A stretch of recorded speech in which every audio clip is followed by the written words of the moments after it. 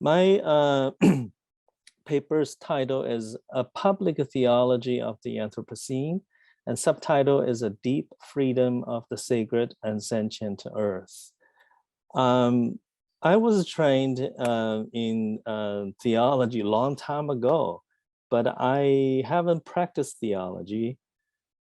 At the meantime, I do religious studies. So which means that actually theology has been present with me for a long time. It just not being practiced. And so for those of us sitting there, also theologians, please do lend your help too during the Q&A. So my goal is to have a comparative study of a Christian and Buddhist environmental thoughts. And just like Eart put it, that we do need to have some kind of universal language to express environmental ethics. So this is my experiment. So the end goal of my paper is toward the public theology of the Anthropocene. I will explain each word, the public and theology and Anthropocene toward the end of the paper. And my research questions are the Christian idea of the sacred and the Buddhist notion of sentience theologically and environmentally complementary to one another? And how is the intrinsic value of the earth as a living planet expressed in Christian and Buddhist environmental thoughts? How is moral considerability of the earth as life of her own recognized in Christian and Buddhist ecologies? How can we translate the religious ecologies of Christianity and Buddhism into an accessible public knowledge concerning the affective and spiritual approaches to sustainability? So the last question and the last part of the last question, I would like invite all of us to think together, because oftentimes when we think about sustainable development, we also use economic terms and use environmental science terms. Can we think about sustainability from affective perspective? Something we feel bonded with the earth, with the nature, with something we feel trees and birds and oceans actually talking to us. So this is the goal of this paper. So my context of this paper, first of all, is a faith-based modern environmental care from the Christian and Buddhist traditions. And also I situated in Anthropocene, that Eart also mentioned about Anthropocene. It's to be simple, it's the geological epoch of the earth, human-induced geological epoch of the earth. But I think it's not just a human, because elsewhere I also wrote a couple of papers on Anthropocene, how we came to be in this era. And there was a natural element too. And for those of you in climate history, not long ago, we had something called the Little Ice Age. And that was the era, the ending period actually coincided with the Anthropocene, the beginning of the Anthropocene, which is the mid-1800s. So I'm mentioning this nature and human connection together is because the Little Ice Age average had a 2-degree drop, which means the snow line dropping southward and the change in the livelihood and etc. So then humans actually started migrating. And then the whole point is that we had a transition from non-fossil fuel to fossil fuel. So that's where industrialization began. So, so anyway, we can talk about it later. So this is the context of it. And then the public square of religion, ecology, and sustainability, which is another context of my paper, is because I'm situated in religion, ecology field and environmental humanities. And then the public square is a notion of a public theology, and which means that the Christian theology is not limited to Christian alone. It's rather outreach to interfaith environment, the secular environment, where everyone talk about the common issues and may not use in the common approaches, and rather want to develop a common approaches for common problems. And again, my paper is situated in the UN Faithful Earth Initiative. And I feel this is a brilliant initiative. Finally, UN is able to unite 80% of the world's population in different religious constituencies, and to find our ancient ecological knowledge. So I would like to start briefly mention the Christian and the Buddhist public environmental engagements. And I'm so glad today did a lot of contextual work. I mean, for my paper too, I didn't realize that we're so interconnected, although it's our first meeting. So then the Anthropocene hypothesis actually prompted a lot of religious study scholars to look at the world's religions and how their environmental engagements are. And in my understanding is that Catholic Church is exemplary in the process. I think we really need to acknowledge that and give applause to them. And particularly, I very much appreciate Pope Benedict human ecology, and the current Pope Francis integral ecology. And then in the Buddhist tradition, and of course we have the Thich Nhat Hanh, Thich Nhat Hanh's interbeing, and the Khenpo Sodaji's spiritual environmentalism, which also I wrote a separate paper. So I would like to read part of the paper that I feel is essential, the ecological meanings of the sacred in Christianity. So Christian environmental public engagement and theological development are currently undergoing a visible ecological turn.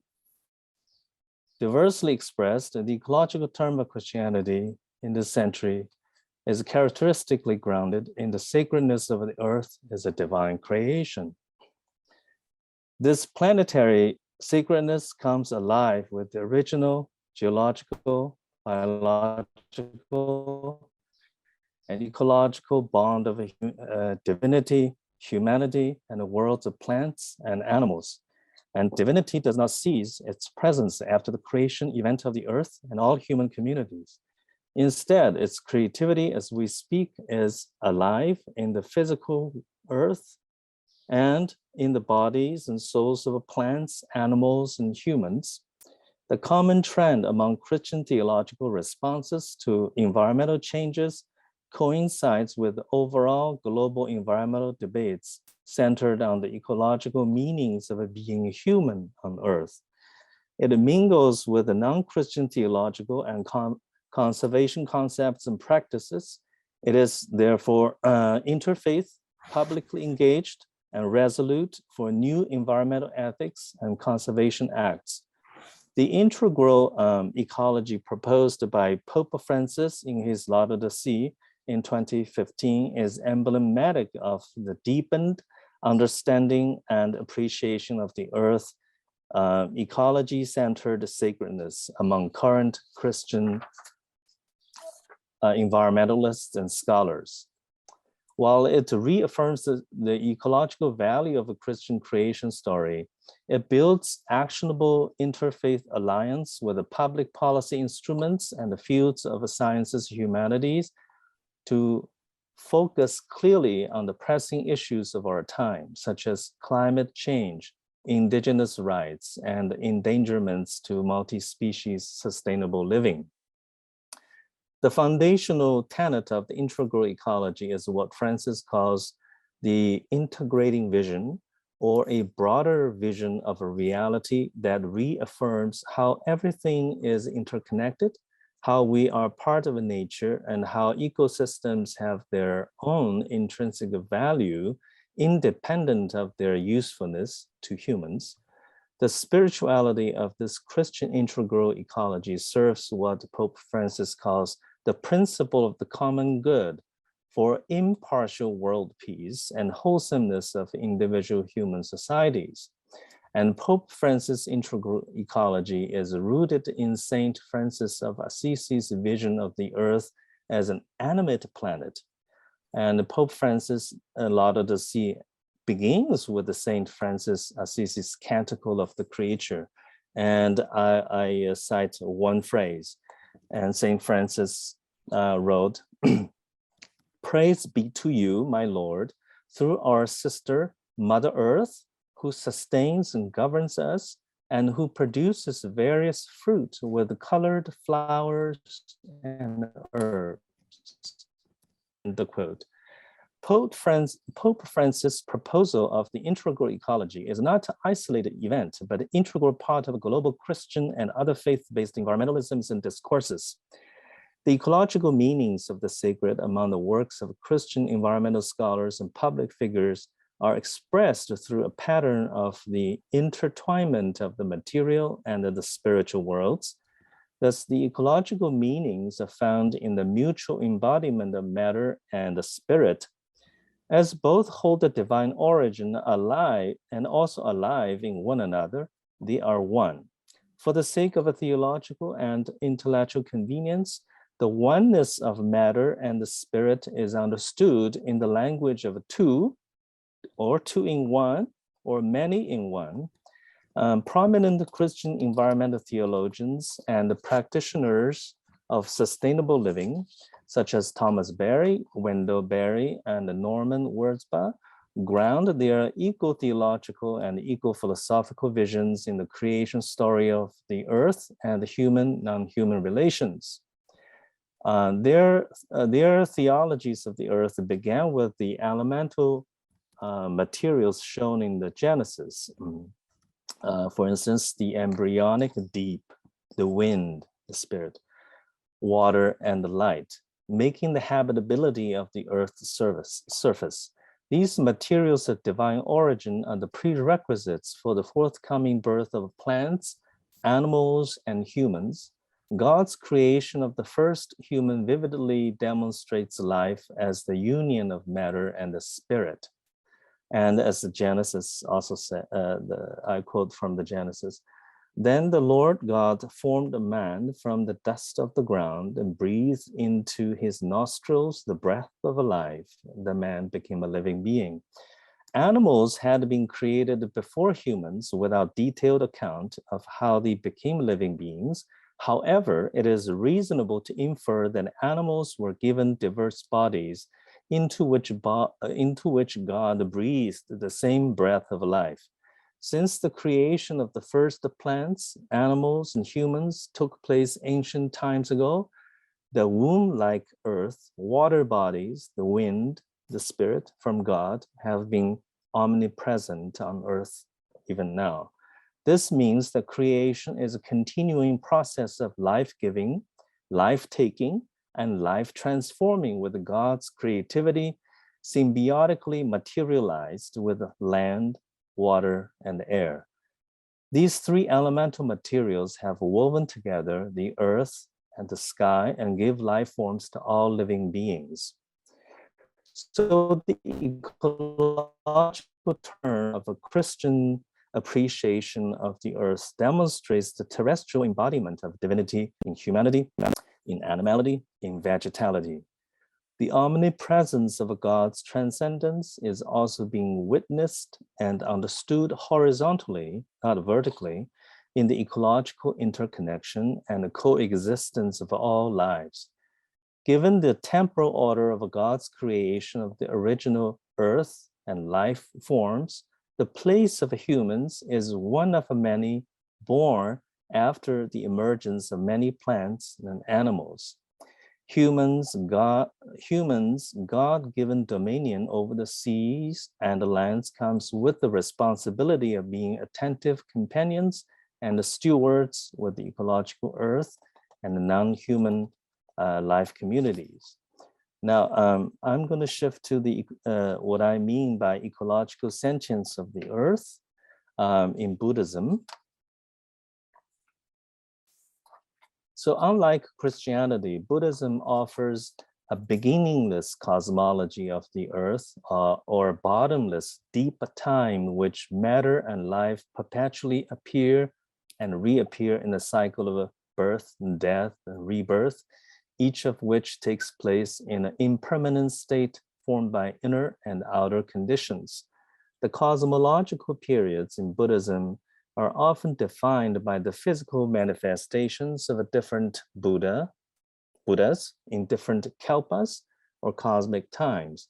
Each kalpa is marked with a Buddha whose teachings engage with unique material worlds and conditions, life forms, and common psychic states of sentient beings.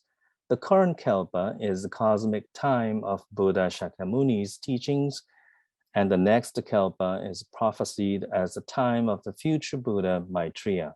Although the earth is not given an origin story in Buddhism, it nevertheless holds a cosmic place in the current universe. Situating on this earth, or in this earth, the Buddha's teachings parse the sentient existence into 6 realms. So they are the realms of hell beings, hungry ghosts, animals, humans, demigods, and gods. The first 3 realms are called the 3 harmful realms, while the remaining 3, the 3 benevolent realms. Excuse me. Among the sentient beings in the 6 realms, it is only humans who are immediately eligible for enlightenment. Buddha's teachings emphasize that all sentient beings inherently equally possess the identical Buddha nature. In Sanskrit, Buddha nature is called the Tathagata Gaba. And the common translation would be the seed of enlightenment. This order of life shows a concurrence of a spiritual equality and a moral differentiation among sentient beings. Humankind is apparently spiritually more privileged than other species because being a human is a prerequisite of becoming a Buddha. The notions of a sentience, Buddha nature, are immediately relevant to my discussion of how ecology and spirituality are interwoven together in Buddhism. Sentience in Buddhism not merely refers to living beings' ability to sense, feel, and reflect in their natural states of being in given ecological habitats, but also reflects their divergent moral conditions and uneven spiritual capacities.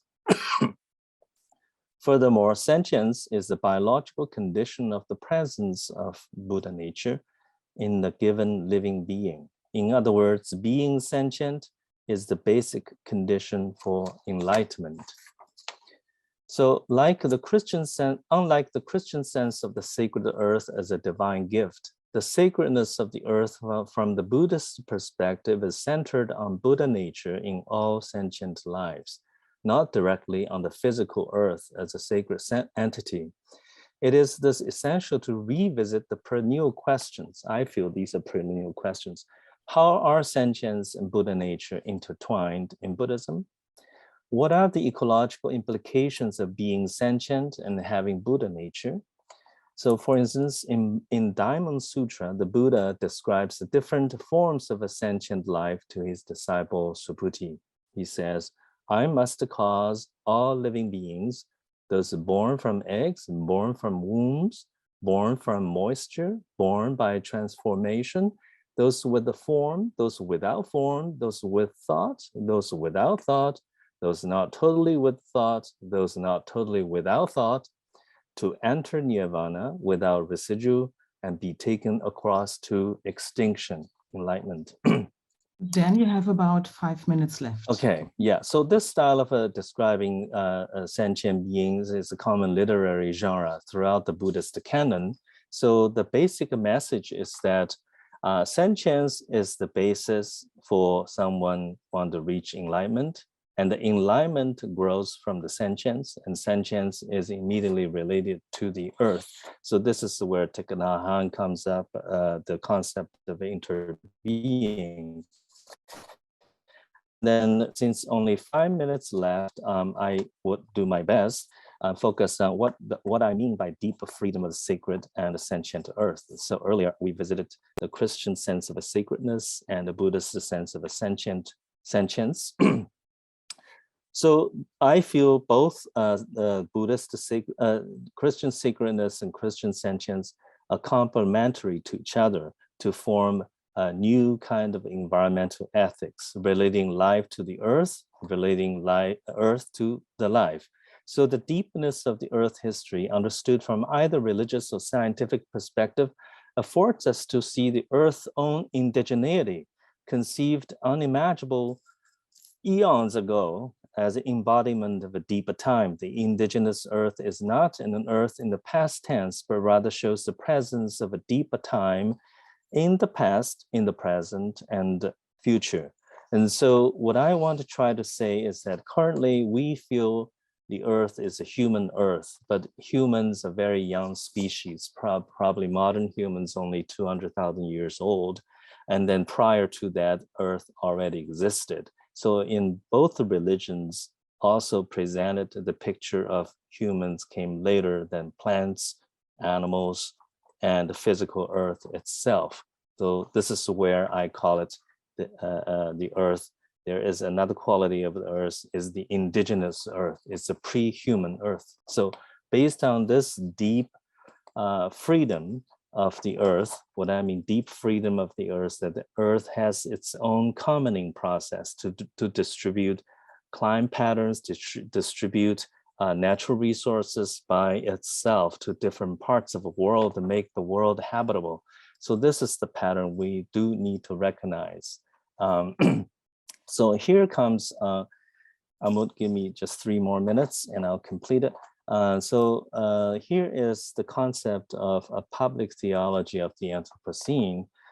So looking at the potentially mutual complementarity of Christian and Buddhist environmental thoughts and conservation endeavors from the perspective of the UN Faith for Earth Initiative, I propose a public theology of the Anthropocene as a response to the UN's 2030 sustainable goal.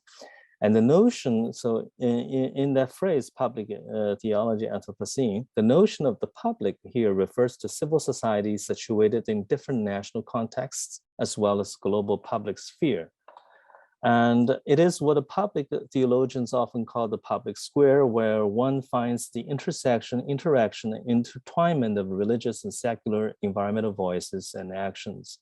So given the multi-religious, multi-secular national context of public square, my application of theology emphasizes the diverse manifestations and expressions of a divinity and the sacredness recognized as the primal creative force shaping the habitability of the earth. The transcendent power of the divinity in this theological application is terrestrially sensed and ecospherically understood as the intangible essence of life that concurrently transcends formal physical differences, and saturates everything tangible, and everyone in it is alive.